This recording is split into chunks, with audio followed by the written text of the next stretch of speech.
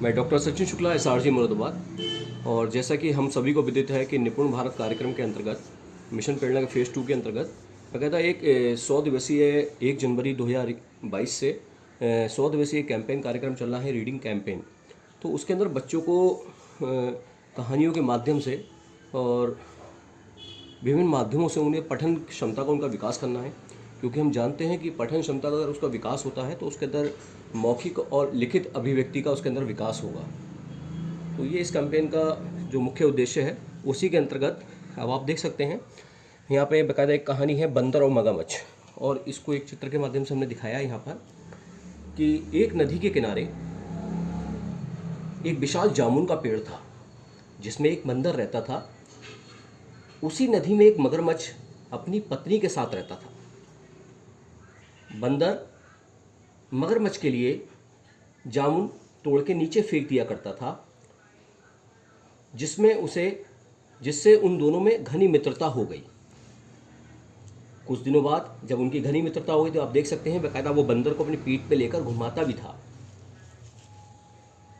कुछ दिन बाद एक दिन मगरमच्छ ने बंदर द्वारा दिए गए मीठे जामुन अपनी पत्नी को खिलाए। ये जामुन जो थे अपनी पत्नी को भी खिलाए। जामुन खाते ही मगरमच्छ की पत्नी मगरमच्छ से बोली कि ये जामुन इतने मीठे हैं, फिर तो बंदर ने हर वक्त खाता है, उसका कलेजा कितना मीठा होगा। मगरमच्छ की पत्नी ने उससे कहा कि उसे बंदर का कलेजा चाहिए। अब ये तो आपस में दोस्त बन गए थे। ये बात सुन के मगरमच्छ भौचक्का हो गया। मगरमच्छ की पत्नी को मगरमच्छ ने बहुत समझाया, लेकिन वह नहीं मानी और बंदर के कलेजे को खाने की जिद करने लगी।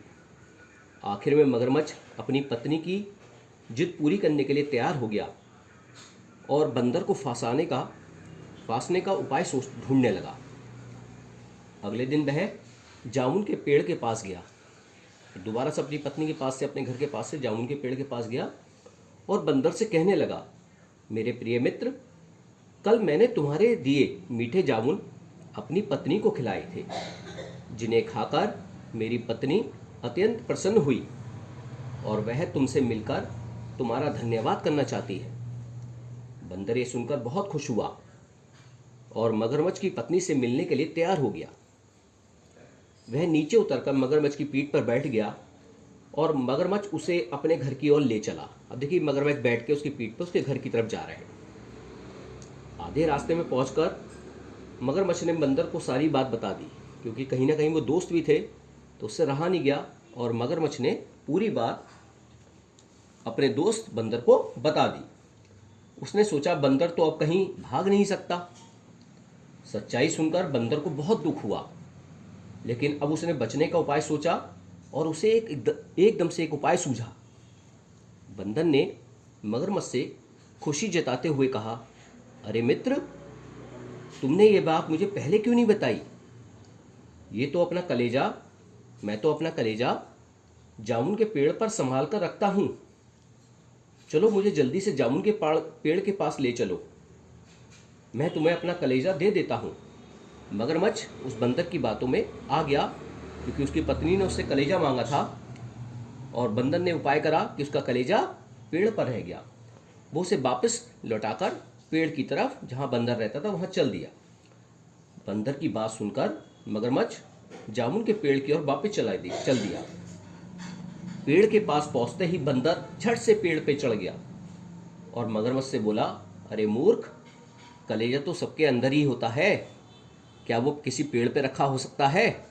और इस प्रकार उस चतुर बंदर ने अपनी मगरमच्छ से जान बचाई। और इस कहानी से हमें सीख मिलती है कि दोस्ती अगर आप किसी से करें तो उसे निभाएं, उसके संग कभी भी दगाबाजी, धोखा ना करें। ये बहुत अच्छी कहानी थी और इन पात्रों के माध्यम से हमने बाकायदा इस कहानी को बच्चों तक पढ़ने के लिए प्रेरित किया है।